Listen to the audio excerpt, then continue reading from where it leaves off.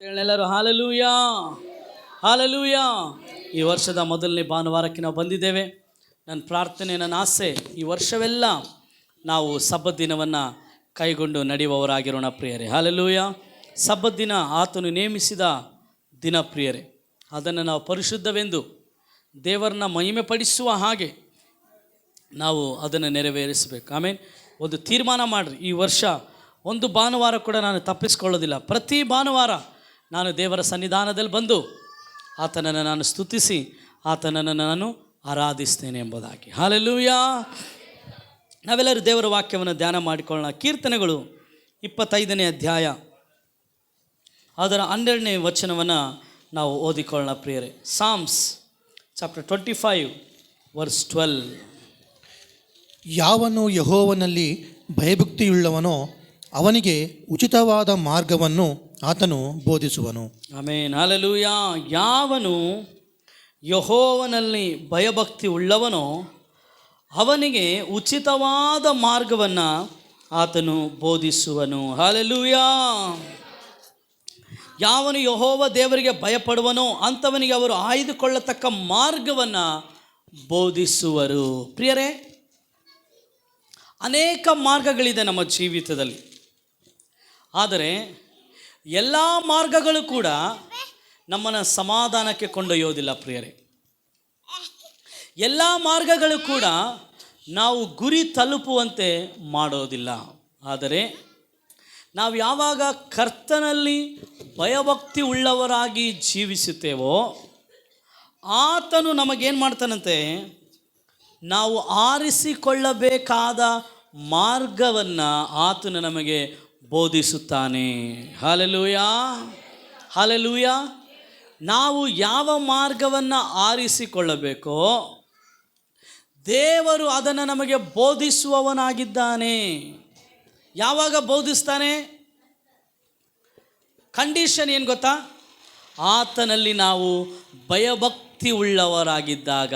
ಎಲ್ಲ ಹೇಳ್ರಿ, ಆತನಲ್ಲಿ ನಾನು ಭಯಭಕ್ತಿ ಉಳ್ಳವರಾಗಿದ್ದಾಗ ಆತನು ನಾನು ಯಾವ ಮಾರ್ಗವನ್ನು ಆರಿಸಿಕೊಳ್ಳಬೇಕು, ನಾನು ಯಾವ ಒಂದು ದಿಕ್ಕಿನ ಕಡೆಗೆ ನಡೆಯಬೇಕು, ನನ್ನ ಗುರಿ ಯಾವ ಕಡೆಗಿದೆ ಅಂಥೇಳಿ ಯಾವ ಮಾರ್ಗವನ್ನು ನಾನು ಆರಿಸಿಕೊಳ್ಬೇಕೋ ಆತನು ನನಗೇನು ಮಾಡ್ತಾನೆ ಅಂತೀರಿ?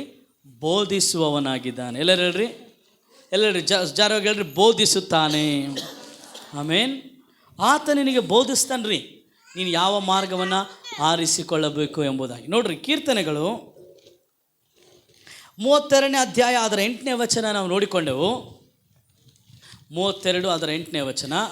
ಯೆಹೋವನು ನಿನ್ನನ್ನು ಉಪದೇಶಿಸಿ ನಡೆಯಬೇಕಾದ ಮಾರ್ಗವನ್ನು ನಿನಗೆ ತಿಳಿಸುವನು. ಹಲ್ಲೆಲೂಯಾ.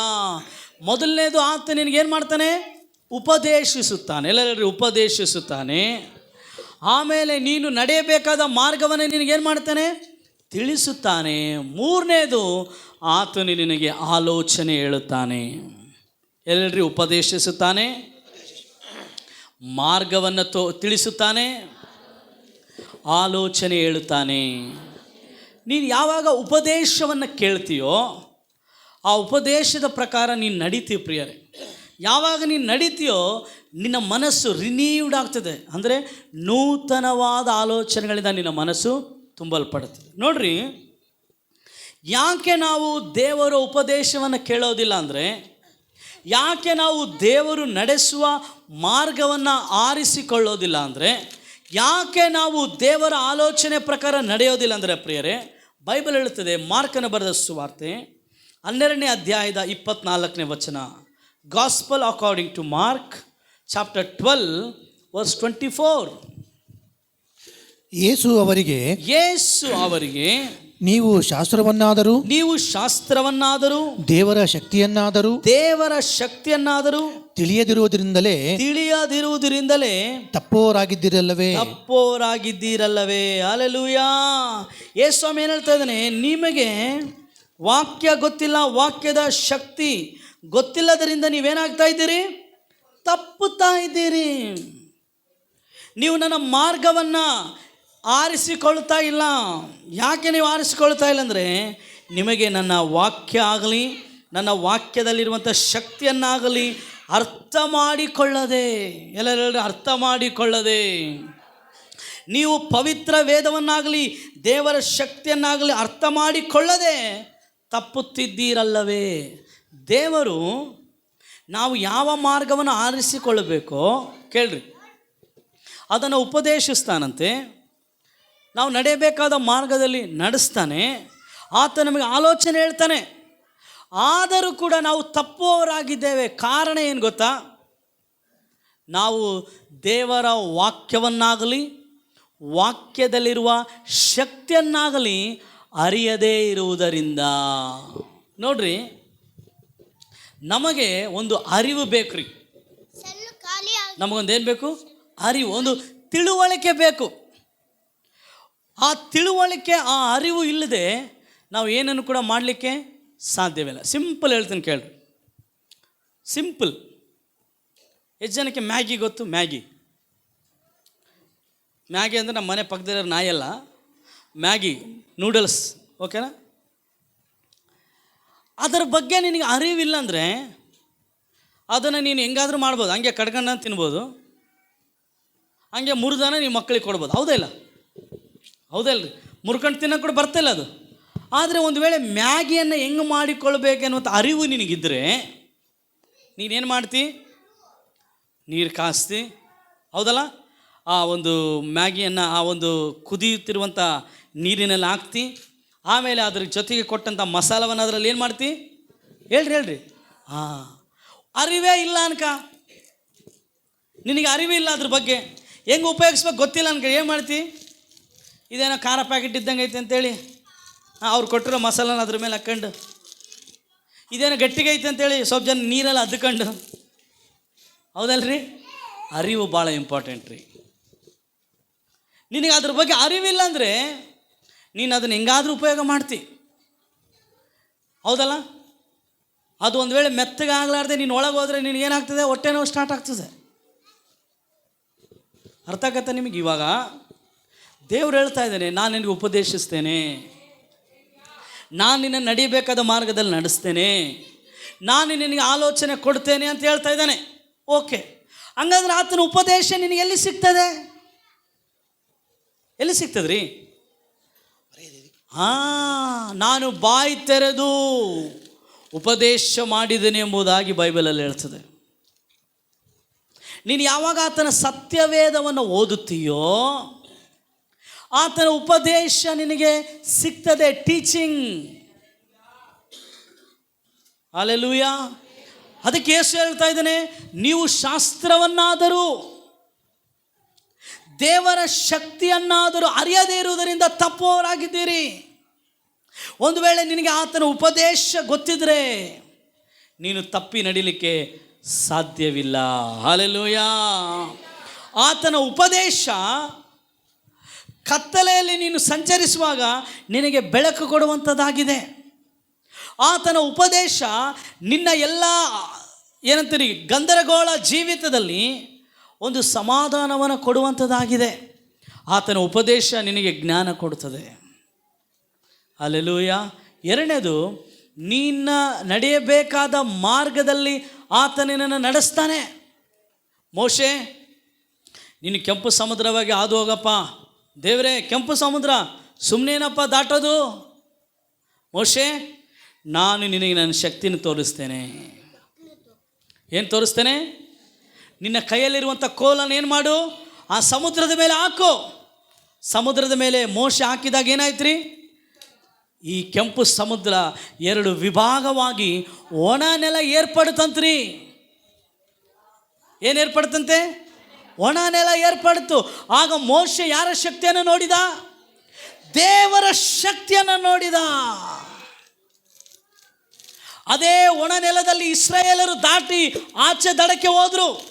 ಹಿಂದೆ ಫರೋನ ಸೈನ್ಯ ಬಂತು. ಅಯ್ಯೋ, ಫರೋನ ಸೈನ್ಯ ಅಂದುಕೊಂಡಾಗ ವಿಭಾಗವಾದ ಈ ಕೆಂಪು ಸಮುದ್ರ ಆ ಫರೋನನ್ನು, ಅವನ ಸೈನ್ಯವನ್ನು ಅದೇ ಸಮುದ್ರದಲ್ಲಿ ನಾಶ ಮಾಡಿತು. ಹಲ್ಲೆಲೂಯಾ. ಅದು ದೇವರ ಶಕ್ತಿ. ಕೆಂಪು ಸಮುದ್ರವನ್ನು ವಿಭಾಗ ಮಾಡುವುದು ಮನುಷ್ಯನ ಶಕ್ತಿಯಿಂದ ಸಾಧ್ಯವಿಲ್ಲ. ಆ ಕಾಲದಲ್ಲಿ ಇದ್ದಂಥ ಬಲಿಷ್ಠ ಐಗುಪ್ತ ದೇಶದವರನ್ನು ನಾಶ ಮಾಡುವಂಥದ್ದು ಅಷ್ಟು ಸುಲಭವಾದ ಸಂಗತಿ ಅಲ್ಲ. ಇಸ್ರಾಯೇಲರ ಹತ್ರ ಯಾವುದೇ ಆಯುಧಗಳಿಲ್ಲ, ಇಸ್ರಾಯೇಲರ ಹತ್ರ ಯಾವುದೇ ರಥಗಳಿಲ್ಲ, ಇಸ್ರಾಯೇಲರ ಹತ್ರ ಯಾವುದೇ ಸೇನೆಗಳಿಲ್ಲ. ಆದರೆ ದೇವರ ಶಕ್ತಿ ಅವರನ್ನು ಆ ಸಮುದ್ರದಲ್ಲಿ ಮುಳುಗಿ ನಾಶವಾಗಿ ಹೋಗುವಂತೆ ಮಾಡಿತು. ಹಲ್ಲೆಲೂಯಾ. ಆ ಕಾರಣದಿಂದ ನಾನು ಹೇಳ್ತೇನೆ, ನಾವು ದೇವರ ಉಪದೇಶ, ದೇವರ ವಾಕ್ಯವನ್ನು, ಆತನ ಶಕ್ತಿಯನ್ನು ಅರಿಯುವವರಾಗಿರಬೇಕು ರೀ. ಈ ಬಂಡೆಗೆ ಹೊಡಿಯಪ್ಪ ನೀರು ಬರ್ತದಂದರೆ ನೀವು ನಂಬ್ತೀರಾ ಹೇಳ್ರಿ? ಆದರೆ ಮೋಶೆ ದೇವರ ಶಕ್ತಿಯನ್ನು ಅರಿತವನಾದ ಕಾರಣ ಮೋಶೆ ಆ ಒಂದು ಬಂಡೆಗೆ ಹೊಡೆದ ತಕ್ಷಣ ನೀರು ಹರಿಯಿತು. ಹಲ್ಲೆಲೂಯಾ. ಮೋಶೆ, ಈ ಗಿಡವನ್ನು ತೆಗೆದು ಇದರ ಎಲೆಯನ್ನು ಆ ನೀರಲ್ಲಿ ಹಾಕು, ಆ ನೀರು ಸಿಹಿ ಆಗ್ತದಂದರೆ ಯಾರನ್ನ ನಂಬ್ತಾರ್ರಿ? ಆದರೆ ಮೋಶೆ ನಂಬಿದ. ಆ ಗಿಡವನ್ನೇ ತೆಗೆದು ಆ ಮಾರದಲ್ಲಿ ಹಾಕಿದ, ಆ ಮಾರ ಮಧುರವಾಗಿ ಬದಲಾಯಿತು. ಹಲ್ಲೆಲೂಯಾ. ಕಾರಣ ಅವನು ದೇವರ ಶಕ್ತಿಯನ್ನು ಅರಿತವನಾಗಿದ್ದನು. ಪ್ರಿಯರೇ, ನಾನು ಹೇಳ್ತೇನೆ, ಮಾರ್ಕ 12:24 ಪ್ರಾರ್ಥನೆ ಮಾಡಿರಿ. ದೇವರೇ, ನಾನು ನಿನ್ನ ಸತ್ಯವನ್ನು ಅರಿಬೇಕು, ನಿನ್ನ ವೇದ ವಚನಗಳನ್ನು ಅರಿತುಕೊಳ್ಬೇಕು, ಧರ್ಮಶಾಸ್ತ್ರವನ್ನು ನಾನು ತಿಳಿದುಕೊಳ್ಬೇಕು. ಅದು ಮಾತ್ರ ಅಲ್ಲ, ನಾನು ನಿನ್ನ ಶಕ್ತಿಯನ್ನು ತಿಳಿದವನಾಗಿರಬೇಕು. ಯಾಕೆ ನಾವು ತಪ್ಪಿ ಹೋಗ್ತೇವೆ ಗೊತ್ತಾ ಪ್ರಿಯರೇ? ನಮಗೆ ದೇವರ ವಾಕ್ಯ ಆಗಲಿ, ದೇವರ ವಾಕ್ಯದ ಶಕ್ತಿ ಆಗಲಿ ನಮಗೇನಿಲ್ಲಂತೆ ತಿಳಿದಿಲ್ಲಂತೆ. ಅರಿವು ನಮಗಿರ್ಬೇಕು ರೀ, ಮ್ಯಾಗಿನ ಹೆಂಗೆ ಉಪಯೋಗಿಸ್ಬೇಕಂತ ಹೇಳ್ರಿ. ಅದೇ ರೀತಿ ದೇವರ ಉಪದೇಶ, ದೇವರ ಮಾರ್ಗ, ದೇವರ ಆಲೋಚನೆ ಸತ್ಯವೇದದಲ್ಲಿ ಐತ್ರಿ. ಇದನ್ನು ನಾವು ತಿಳಿದಾಗ ತಪ್ಪುವುದಿಲ್ಲ. ಹಲ್ಲೆಲೂಯಾ. ಮೋಶೆ ಯಾಕೆ ಅಷ್ಟು ಅದ್ಭುತ ಕಾರ್ಯಗಳನ್ನು ಮಾಡಿದರಿ? ಯೇಸು ಸ್ವಾಮಿ ಆದಮೇಲೆ ಹೈಯೆಸ್ಟ್ ಅದ್ಭುತ ಮಾಡಿರೋದು ಮೋಶೆನೇ. ಯಾಕೆ ಅಷ್ಟು ಅದ್ಭುತಗಳನ್ನು ಮಾಡ್ದ? ಕಾರಣ ಆತನು ದೇವರ ಶಕ್ತಿಯನ್ನು ತಿಳಿದವನಾಗಿದ್ದನು. Hallelujah, hallelujah. ಪ್ರಿಯರೇ, ನಾವು ಯಾವಾಗ ದೇವರ ವಾಕ್ಯವನ್ನು ಅರ್ಥ ಮಾಡಿಕೊಳ್ತೇವೋ ದೇವರ ಶಕ್ತಿಯನ್ನು ನಾವು ತಿಳಿದವರಾಗಿರುತ್ತೇವೆ. ಪ್ರಿಯರೇ, ಪವಿತ್ರಾತ್ಮನು ನಮಗೇನು ಕೊಡ್ತಾನೆ? ಜ್ಞಾನವನ್ನು ಕೊಡ್ತಾನೆ ರೀ. ಹಲ್ಲೆಲೂಯಾ. ನಮಗೇನು ಕೊಡ್ತಾನೆ? ಆತನು ಜ್ಞಾನವನ್ನು ಕೊಡುತ್ತಾನೆ. ನೋಡ್ರಿ, ಮತ್ತಾಯ ಬರೆದ ಸುವಾರ್ತೆ ಅದರ 11ನೇ ಅಧ್ಯಾಯ 29ನೇ ವಚನ ಓದಿಕೊಳ್ಳೋಣ. According to Matthew chapter 11 verse 29. ನಾನು ಸಾತ್ವಿಕನು ದೀನ ಮನಸ್ಸುಳ್ಳವನು ಆಗಿರುವುದರಿಂದ ನನ್ನ ನೊಗವನ್ನು ನಿಮ್ಮ ಮೇಲೆ ತೆಗೆದುಕೊಂಡು ನನ್ನಲ್ಲಿ ಕಲಿತುಕೊಳ್ಳಿರಿ. ನಾನು ಏಸು ಹೇಳ್ತಾ ಇದ್ದೇನೆ, ಬಾ ನನ್ನಿಂದ ಕಲಿತುಕೋ. Come and learn from me. ಪ್ರಿಯರೇ, ಯೇಸು ಕೂಡ ನಮಗೆ ಕಲಿಸುತ್ತಾನೆ. ಯೇಸು ಸ್ವಾಮಿ ಹೇಳಿದ, ಯೋಹಾನ ಬರೆದ ಸುವಾರ್ತೆ ನೀವು ಓದುವುದಾದರೆ 12, 13, 14ನೇ ಅಧ್ಯಾಯದಲ್ಲಿ, ಪವಿತ್ರಾತ್ಮನು ನಿಮಗೆ, ನಾನು ಹೋಗ್ತೇನೆ, ಪವಿತ್ರಾತ್ಮನ ನಿಮಗೆ ಕಳಿಸ್ತೇನೆ, ಆತನು ನಿಮಗೆ ಸಕಲ ಸತ್ಯವನ್ನು ಕಲಿಸುತ್ತಾನೆ. He will teach you. ಪವಿತ್ರಾತ್ಮನ ಏನು ಮಾಡ್ತಾನೆ ಅಂತ ನಮಗೆ ಕಲಿಸುತ್ತಾನೆ. ಎಲ್ಲ ಹೇಳಿ, ಕಲಿಸುತ್ತಾನೆ. ಜ್ವರಗಳೆಲ್ಲರೂ ಕಲಿಸುತ್ತಾನೆ. ಯೇಸು ಕೂಡ ಏನು ಹೇಳ್ತಿದ್ದಾನೆ? ನನ್ನಲ್ಲಿ ನೀವು ಕಲಿತುಕೊಳ್ಳ್ರಿ. ಪ್ರಿಯರೇ, ಪವಿತ್ರಾತ್ಮನು ಆತನು ಜ್ಞಾನದ ಆತ್ಮನು. Holy spirit is a spirit of wisdom.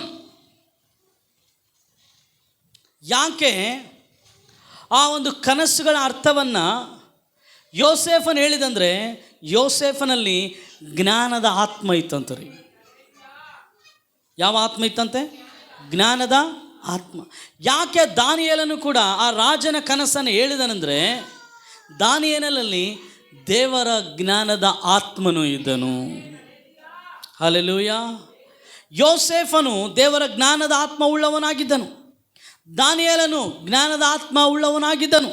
ಅದು ಮಾತ್ರ ಅಲ್ಲ, ಮೋಶೆ ಕೂಡ ಇಸ್ರಾಯೇಲ್ ಜನರನ್ನು ಆತನು ಒಂದು ಗುಂಪುಗಳಾಗಿ ಮಾಡಲಿಕ್ಕೆ ಜ್ಞಾನವುಳ್ಳ ವ್ಯಕ್ತಿಗಳನ್ನು ಆರಿಸಿಕೊಂಡನಂತೆ. ಪ್ರಿಯರೇ, ಪವಿತ್ರಾತ್ಮನು ನಮಗೆ ಜ್ಞಾನ ಕೊಡುವ ಆತ್ಮನು. ಎಲ್ಲ ಯಾವ ಆತ್ಮನು? ಜ್ಞಾನದ ಆತ್ಮನು. 7 ಆತ್ಮಗಳಲ್ಲಿ ಒಂದು ಆತನಿಗಿರುವಂಥ ಹೆಸರು, ಆತನು ಜ್ಞಾನದ ಆತ್ಮ, ದ ಸ್ಪಿರಿಟ್ ಆಫ್ ವಿಸ್ಡಮ್, ಜ್ಞಾನದ ಆತ್ಮ. 9 ವರಗಳಲ್ಲಿ ಕೂಡ ಒಂದು ವರ ಜ್ಞಾನವಾಕ್ಯದ ವರ, ದ ಗಿಫ್ಟ್ ಆಫ್ ವಿಸ್ಡಮ್. ಪವಿತ್ರಾತ್ಮನು ನಮಗೆ ಜ್ಞಾನ ಕೊಡ್ತಾನ್ರಿ. ಕಾರಣ ಜ್ಞಾನ ಇಲ್ಲದೆ ನಾವೇನಾಗ್ತೇವೆ? ನಾಶವಾಗಿ ಹೋಗ್ತೇವೆ. ಪವಿತ್ರಾತ್ಮನು ಜ್ಞಾನದ ಆತ್ಮನು. 1 ಕೊರಿಂಥಿ 1ನೇ ಅಧ್ಯಾಯ ಅದರ 30ನೇ ವಚನದ ಪ್ರಕಾರ ಯೇಸು ಕೂಡ ನಮಗೆ ದೇವರಿಂದ ಬಂದ ಜ್ಞಾನವಾಗಿದ್ದಾನೆ. 1 ಕೊರಿಂಥಿಯನ್ಸ್ ಚಾಪ್ಟರ್ 1 ವರ್ಸ್ 30. 1 ಕೊರಿಂಥಿ 1ನೇ ಅಧ್ಯಾಯ ಅದರ 30ನೇ ವಚನವನ್ನು ನಾವು ಓದಿಕೊಳ್ಳೋಣ. ನೀವು ಕ್ರಿಸ್ತ ಯೇಸುವಿನಲ್ಲಿರುವುದು, ನೀವು ಕ್ರಿಸ್ತ ಯೇಸುವಿನಲ್ಲಿರುವುದು ಆತನಿಂದಲೇ, ಆತನಿಂದಲೇ. ಕ್ರಿಸ್ತ ಯೇಸು ನಮಗೆ, ಕ್ರಿಸ್ತ ಯೇಸು ನಮಗೆ ದೇವರ ಕಡೆಯಿಂದ, ದೇವರ ಕಡೆಯಿಂದ ಜ್ಞಾನವು. ಸಾಕು, ಜ್ಞಾನ. ಎಲ್ಲೆಲ್ರಿ ಜ್ಞಾನವು. ಯೇಸು ಸ್ವಾಮಿ ನಮಗೇನಾಗಿದ್ದಾನಂತರಿ? ಜೋರಾಗಿ ಹೇಳ್ರಿ. ದೇವರ ಕಡೆಯಿಂದ ಬಂದ ಜ್ಞಾನ. ಎಲ್ಲೆಲ್ರಿ ಜ್ಞಾನ. ಹೇಳ್ರಿ ಜ್ಞಾನ. ಚಪ್ಪು ಜ್ಞಾನ. ಯೇಸು ಸ್ವಾಮಿ ಯಾರು? ವಾಕ್ಯ. ವಾಕ್ಯ ಯಾರು? ಯೇಸು ಸ್ವಾಮಿ. ಇವಾಗ ನೀನು ವಾಕ್ಯವನ್ನು ಓದಿದಾಗ ನಿನ್ನೊಳಗೆ ಏನು ಬರ್ತದ್ರಿ? S, simple. ಯೇಸು ಸ್ವಾಮಿ ಜ್ಞಾನ ಆಗಿದ್ದಾನೆ. ಯೇಸು ಸ್ವಾಮಿ ದೇವರ ವಾಕ್ಯ ಆಗಿದ್ದಾನೆ. ಈ ವಾಕ್ಯವನ್ನು ನೀನು ಓದಾಗ ಏನಾಗ್ತದೆ ನಿನ್ನಲ್ಲಿ? ಜ್ಞಾನ. ಜ್ಞಾನೋಕ್ತಿ 14 ತೆಗಿಬೇಡ್ರಿ. ಜ್ಞಾನವಂತರು ತಮ್ಮ ಮನೆಯನ್ನು ಏನು ಮಾಡ್ತಾರಂತರಿ? ಕಟ್ಟಿಕೊಳ್ಳುತ್ತಾರೆ. ಹೇಳ್ರಿ, ಜ್ಞಾನವಂತರು ತಮ್ಮ ಮನೆಯನ್ನು ಏನು ಮಾಡ್ತಾರೆ? ಕಟ್ಟಿಕೊಳ್ಳುತ್ತಾರೆ. 5 ಮಂದಿ ಬುದ್ಧಿವಂತರು, ಅವರು ತಮ್ಮ ರಕ್ಷಣೆಯನ್ನು ಕಾಪಾಡಿಕೊಂಡ್ರು. ಅವರು ದೀಪ ಉರಿತಾ ಇತ್ತು. ಯಾವ ದೀಪ ಅದು? ರಕ್ಷಣೆಯ ದೀಪ, ಪರಿಶುದ್ಧತೆ ಎನ್ನುವಂಥ ದೀಪ. ಅವರು ತಮ್ಮ ಮೊದಲಿಂಗನನ್ನು ಎದುರುಗೊಂಡರು. ಕಾರಣ ಅವರಲ್ಲಿ ಜ್ಞಾನ ಇತ್ತು. ಜ್ಞಾನ ಇದ್ದುದರಿಂದ ಅವರು ಎಣ್ಣೆ ತೆಗೆದುಕೊಂಡ್ರಿ. ಏನು ತೆಗೆದುಕೊಂಡ್ರು? ಅವರು ಎಣ್ಣೆ ತೆಗೆದುಕೊಂಡ್ರು. ಅದಕ್ಕೆ ಅವರ ದೀಪ ಆರಿ ಹೋಗಲಿಲ್ಲ. ಅವರಲ್ಲಿ ಏನಿತ್ತು? ಜ್ಞಾನ. ಎಲ್ಲೆಲ್ರಿ ಜ್ಞಾನ. ಹೇಳ್ರಿ ಜ್ಞಾನ. ಹೇಳ್ರಿ ಜ್ಞಾನ. ಅಮ್ಮ, ನಮಗೆ ಜ್ಞಾನ ಇಂಪಾರ್ಟೆಂಟ. ಜ್ಞಾನವಂತರು ತಮ್ಮ ಮನೆಯನ್ನು ಕಟ್ಟಿಕೊಳ್ತಾರೆ. ಯಾವ ಮನೆ? ನಾನು ಶಾರೀರಿಕವಾದ ಮನೆ ಬಗ್ಗೆ ಹೇಳ್ತೇಳ್ರಿ, ಆತ್ಮಿಕವಾದ ಮನೆ. ಪೌಲನು ಹೇಳ್ತಾನೆ, ನೀವು ದೇವರ ಮನೆ, ನೀವು ದೇವರ ಹೊಲ, ನೀವು ದೇವರ ಆಲಯ, ನೀವು ದೇವರ ಸ್ವತ್ತು. ಜ್ಞಾನವುಳ್ಳವರು ತಮ್ಮ ಆತ್ಮಿಕ ಮನೆಯನ್ನು ಕಟ್ಟಿಕೊಳ್ಳುವವರಾಗಿದ್ದಾರೆ. ಜ್ಞಾನವುಳ್ಳವರು ತಮ್ಮ ಮೊದಲಿಂಗನನ್ನು ಎದುರುಗೊಳ್ಳುತ್ತಾರೆ. ಜ್ಞಾನವುಳ್ಳವರು ತನ್ನ ಮೊದಲಿಂಗನನ್ನು ಎದುರುಗೊಳ್ಳಲಿಕ್ಕೆ ಸಿದ್ಧವಾಗಿರುತ್ತಾರೆ. ಅವರು ತಮ್ಮ ಮನೆಯನ್ನು ಏನು ಮಾಡ್ತಾರೆ? ಕಟ್ಟಿಕೊಳ್ಳುತ್ತಾರೆ. ಪರಿಶುದ್ಧಾತ್ಮ ನಮಗೆ ಜ್ಞಾನ ಕೊಡ್ತಾನ್ರಿ. ಯೇಸು ಸ್ವಾಮಿ ನಮಗೆ ಜ್ಞಾನವಾಗಿದ್ದಾನೆ. ಜ್ಞಾನವೆಂಬ ಆಕೆಯು ಕರೀತಾಳೆ. ಆಕೆಯನ್ನು ಯಾರು ಹೊಂದಿದ್ಕೊಳ್ಳುತ್ತಾರೋ ಅವರಿಗೆ ಜೀವ ಇರ್ತದೆ ಅಂತೇಳಿ ಜ್ಞಾನೋಕ್ತಿಗಳಲ್ಲಿ ಸೊಲೊಮೋನನು ಹೇಳ್ತಾನ್ರಿ. ಯಾಕೆ ಪಾಸ್ಟರ್ ನಮಗೆ ಜ್ಞಾನ ಬೇಕು? ನೋಡ್ರಿ, ಕೊನೆ ದಿನಗಳಲ್ಲಿ ಏನಾಗ್ತದೆ ಪ್ರಿಯರೇ? ದಾನಿಯೇಲನು ಬರೆದ ಪ್ರವಾದನೆ ಗ್ರಂಥ ಅದರ 12ನೇ ಅಧ್ಯಾಯ 4ನೇ ವಚನ ಓದ್ರಿ. Book of Daniel chapter 12 verse 4. ದಾನಿಯೇಲನೇ, ನೀನು ಈ ಮಾತುಗಳನ್ನು ಮುಚ್ಚಿಡು, ಅವುಗಳನ್ನು ಬರೆಯುವ ಗ್ರಂಥಕ್ಕೆ ಮುದ್ರೆ ಹಾಕು. ಅಂತ್ಯಕಾಲದವರೆಗೆ ಮರೆಯಾಗಿರಲಿ. ಬಹುಜನರು ಅತ್ತಿತ್ತ ತಿರುಗುವರು. ತಿಳುವಳಿಕೆಯು ಹೆಚ್ಚುವುದು. ಕೂಡಲೇ ದಾನಿಯೇಲನಾದ ನಾನು ಮತ್ತಿಬ್ಬರನ್ನು ಕಂಡೆನು. ಅವರೊಳಗೆ ಒಬ್ಬನು ನದಿಯ. ಸಾಕು 13ನೇ ವಚನ. ನೀನು ಅಂತ್ಯದವರೆಗೂ ನಿನ್ನ ಮಾರ್ಗದಲ್ಲಿ ಹೋಗು, ನೀನು ವಿಶ್ರಮಿಸಿಕೊಳ್ಳುವೆ ಮತ್ತು ದಿನಗಳು ಅಂತ್ಯದಲ್ಲಿ ನಿನಗೆ ಪಾಲಾಗಿಟ್ಟಿರುವ ಬಾಧ್ಯತೆಯನ್ನು ಸ್ವೀಕರಿಸಲೆದ್ದು ಬರುವೆ ಎಂದು ಹೇಳಿದನು. 12:4 ಹೋದ್ರಿ, ಕ್ಷಮಿಸ್ರಿ. ಅಂತ್ಯಕಾಲದವರೆಗೂ ಈ ಮಾತುಗಳನ್ನು ಮುಚ್ಚಿಡು, ಅವುಗಳನ್ನು ಬರೆದಿರುವ ಆ ಗ್ರಂಥಕ್ಕೆ ಮುದ್ರೆ ಹಾಕು. ಅನೇಕರು ಅತ್ತಿತ್ತ ಓಡಾಡುವರು, ಜ್ಞಾನವು ಹೆಚ್ಚಾಗುವುದು. ಏನಾಗುವುದಂತ್ರಿ? ಕಮನ್ ಹೇಳ್ರಿ, ಏನಾಗುತ್ತದೆ? ಯಾಕೆ ಜ್ಞಾನ ಹೆಚ್ಚಾಗ್ತದಂದರೆ ಬೈಬಲ್ ಹೇಳುತ್ತದೆ, ನನ್ನ ಜನರು ಜ್ಞಾನವಿಲ್ಲದವರಾಗಿ ನಾಶವಾಗುತ್ತಾ ಇದ್ದಾರೆ. ಪ್ರಿಯರೇ, ಕೊನೆ ದಿನಗಳಲ್ಲಿ ನಾವು ಜ್ಞಾನವುಳ್ಳವರಾಗಿರಬೇಕು. ಯೇಸು ಸ್ವಾಮಿ ಹೇಳ್ದ, ನೀವು ಸರ್ಪದ ಹಾಗೆ ಜ್ಞಾನವುಳ್ಳವರು, ಪಾರಿವಾಳದಂತೆ ನಿಷ್ಕಪಟಿಗಳು ಆಗಿರ್ರಿ. ಸರ್ಪ ಹೆಂಗಿರ್ತಾರಂತೀರಿ? ಭಾಳ ಜ್ಞಾನ ಅಂತೀರಿ. ಆದಿಕಾಂಡದಲ್ಲಿ ನೋಡ್ತೇವೆ, ಸರ್ಪಕ್ಕೆ ಭಾಳ ಜ್ಞಾನ ಇರೋದನ್ನು ನೋಡಿ ಸೈತಾನನ ಯಾರನ್ನು ಉಪಯೋಗಿಸ್ತಂತ್ರಿ? ಸರ್ಪವನ್ನೇ ಉಪಯೋಗಿಸ್ತಂತ. ಆದರೆ ಯೇಸು ಸ್ವಾಮಿ ಜ್ಞಾನದಲ್ಲಿ ಬೆಳೆದನು. ಯೇಸು ಸ್ವಾಮಿಯನ್ನು ಸೈತಾನನ ಉಪಯೋಗಿಸಲಿಕ್ಕೆ ಸಾಧ್ಯವೇ ಆಗಲಿಲ್ಲ ರೀ. ಇವತ್ತು ನಾವು ದೇವರ ವಾಕ್ಯದ ಜ್ಞಾನದಲ್ಲಿ ಬೆಳೆದಾಗ ಆ ಸೈತಾನನನ್ನು ಈ ಅಂತ್ಯ ದಿನಗಳಲ್ಲಿ ನಾವು ಸೋಲಿಸಲಿಕ್ಕೆ ಸಾಧ್ಯ. ನನ್ನ ಜನರು ಜ್ಞಾನಹೀನರಾಗಿ ಹಾಳಾಗಿದ್ದಾರೆ. ಹೋದ್ರಿ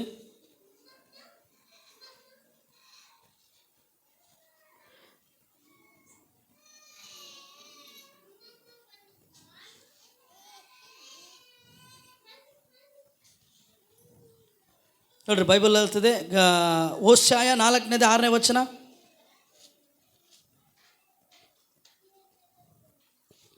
ಓಷಾಯ 4:6. ನನ್ನ ಜನರು ಜ್ಞಾನಹೀನರಾಗಿ ಹಾಳಾಗಿದ್ದಾರೆ. ಏನಾಗಿದ್ದಾರೆ ಅಂತಾರಿ? ಜೋರಾಗಿ ಹೇಳ್ರಿ. ಜ್ಞಾನ ಇಲ್ಲಾಂದರೆ ನಮಗೆ ನಾಶನ ಕಟ್ಟಿಟ್ಟ ಬುತ್ತಿರಿ. ದೇವರ ವಾಕ್ಯದ ಜ್ಞಾನ ನಮ್ಮನ್ನು ನಾಶನದಿಂದ ಬಿಡಿಸುತ್ತದೆ. ಈ ಅಂತ್ಯ ದಿನದಲ್ಲಿ ಜ್ಞಾನ ಹೆಚ್ಚಾಗ್ತದಂತ್ರಿ. ಹೇಳ್ರಿ, ಇವತ್ತು ನೀವೆಲ್ಲೇ ಆದರೂ ನೋಡ್ರಿ, ಅದ್ಭುತವಾದ ಸಂದೇಶಗಳು ನಮಗೆ ಸಿಗ್ತಾ ಇದೆ ರೀ. ಯೂಟ್ಯೂಬಲ್ಲಿ, ಫೇಸ್ಬುಕ್ಕಲ್ಲಿ, ಎಲ್ಲ ಕಡೆ, ಹೌದಲ್ರಿ? ಆದರೆ ನಾವು ಕೇಳ್ತಾ ಇದ್ದೀವ? ಕೇಳಿ ನಮ್ಮ ಜ್ಞಾನವನ್ನು ಹೆಚ್ಚಿಸ್ಕೊಳ್ತಾ ಇದ್ದೀವ? ಭಾಳ ಇಂಪಾರ್ಟೆಂಟ್. ಅಮ್ಮ, ನಿನಗೆ ದೇವರ ವಾಕ್ಯದ ಜ್ಞಾನ ಇಲ್ಲಾಂದರೆ ನೀನು ನಾಶವಾಗಿ ಹೋಗ್ತಿ, ನಾನು ನಾಶವಾಗಿ ಹೋಗ್ತೇನೆ. ದೇವರ ವಾಕ್ಯದ ಬೆಳಕು ನಮ್ಮಲ್ಲಿರುವಂಥ ಎಲ್ಲ ಅಜ್ಞಾನವನ್ನು ತೆಗೆದಾಕ್ತದೆ ರೀ. ಹೇಳ್ರಿ, ದೇವರ ವಾಕ್ಯವೆಂಬ ಜ್ಞಾನದ ಬೆಳಕು ನಮ್ಮಲ್ಲಿರುವಂಥ ಎಲ್ಲ ಅಜ್ಞಾನವೆಂಬ ಕತ್ತಲನ್ನು ತೆಗೆದಾಕ್ತದೆ. ದಯಮಾಡಿ ನಾವು ದೇವರ ವಾಕ್ಯದ ಜ್ಞಾನದಿಂದ ಏನಾಗೋಣ? ತುಂಬಿಸಲ್ಪಡೋಣ. ನನ್ನ ಜನರು ಯಾಕೆ ನಾಶವಾಗ್ತಾ ಇದ್ದಾರೆ? ಚರ್ಚ್ ಇಲ್ಲ ಅಂತೇಳಿಯಾ? ಹಾಡುಗಳಿಲ್ಲ ಅಂತೇಳಿಯಾ? ಆರಾಧನೆ ಇಲ್ಲ ಅಂತೇಳಿಯಾ? ಮೀಟಿಂಗ್ಗಳಿಲ್ಲ ಅಂತೇಳಿಯಾ? ಇಲ್ಲ, ನನ್ನ ಜನರು ಜ್ಞಾನ ಇಲ್ಲದವರಾಗಿ ಹಾಳಾಗ್ತಾ ಇದ್ದಾರೆ. ಓಷಯನ ಕಾಲದಲ್ಲಿ ಕೂಡ ಅನೇಕ ಪ್ರವಾದಿಗಳಿದ್ದರು, ಆದರೆ ಅವರಲ್ಲಿ ಜ್ಞಾನ ಇರಲಿಲ್ಲ. ಎಲ್ಲರಿ ಜ್ಞಾನ. ಅಮ್ಮ, ನಿನಗೆ ಜ್ಞಾನ ಬೇಕು. ಆ ಜ್ಞಾನ ಇದ್ದರೆ ನೀನು, ನಿನ್ನ ಕುಟುಂಬ ರಕ್ಷಿಸಲ್ಪಡುತ್ತಿ. ಹಲ್ಲೆಲೂಯಾ. ಯೆಶಾಯನ ಬರೆದ ಪ್ರವಾದನ ಗ್ರಂಥ, ಅದರ 2ನೇ ಅಧ್ಯಾಯ 3-4 ವಚನ ನಾವು ಓದಿಕೊಳ್ಳೋಣ. ಐಸಾಯ ಚಾಪ್ಟರ್ 2 ವರ್ಸ್ 2, 3, 4. ಅಂತ್ಯಕಾಲದಲ್ಲಿ. ಯಾವ ಕಾಲದಲ್ಲಿ? ನಾವು ಯಾವ ಕಾಲದಲ್ಲಿದ್ದೇವ್ರಿ? ಅಂತ್ಯ ಕಾಲದಲ್ಲಿದ್ದೇವೆ. ಯೆಹೋವನ ಮಂದಿರದ ಬೆಟ್ಟವು ಗುಡ್ಡ ಬೆಟ್ಟಗಳಿಗಿಂತ ಉನ್ನತೋನ್ನತವಾಗಿ ಬೆಳೆದು ನೆಲೆಗೊಳ್ಳುವುದು. ಆಗ ಸಕಲ ದೇಶಗಳವರು ಅದರ ಕಡೆಗೆ ಪ್ರವಾಹಗಳಂತೆ ಬರುವರು. ಹೊರಟು ಬಂದ ಬಹು ಜನಾಂಗದವರು ಬನ್ನಿರಿ ಯೆಹೋವನ ಪರ್ವತಕ್ಕೆ ಯಾಕೋಬನ ದೇವರ ಮಂದಿರಕ್ಕೆ ಹೋಗೋಣ. ಆತನು ತನ್ನ ಮಾರ್ಗಗಳ ವಿಷಯವಾಗಿ ನಮಗೆ ಬೋಧನೆ ಮಾಡುವನು. ನಾವು ಆತನ ದಾರಿಗಳಲ್ಲಿ ನಡೆಯುವೆವು ಎಂದು ಹೇಳುವರು. ಏನ್ ಹೇಳ್ತಾನಂತೀರಿ? ಯಾವ ಬೋಧನೆ? ಆತನ ಮಾರ್ಗದ ಕುರಿತಾದ ಬೋಧನೆ. ವೇಸ್ ಆಫ್ ದ ಲಾರ್ಡ್ ಇಂಗ್ಲೀಷಲ್ಲಿ ಹೇಳುತ್ತೆ ನೋಡ್ರಿ. ಆತನ ಯಾವುದರ ಕುರಿತಾಗಿ ಆತನ ಮಂದಿರದಲ್ಲಿ ಬೋಧಿಸ್ತಾರಂತರಿ? ಆತನ ಮಾರ್ಗ. ಯಾಕೆ? ಪ್ರೇರೆ, ಆತನ ಮಾರ್ಗ ಜೀವ ಮಾರ್ಗ ರೀ. ಆತನ ಮಾರ್ಗ ನಮ್ಮನ್ನು ನಿತ್ಯ ಜೀವಕ್ಕೆ ಸೇರಿಸ್ತದ್ರಿ. ಅದಕ್ಕೆ ಯೇಸು ಏನು ಹೇಳ್ದ? ನಾನೇ ಮಾರ್ಗ,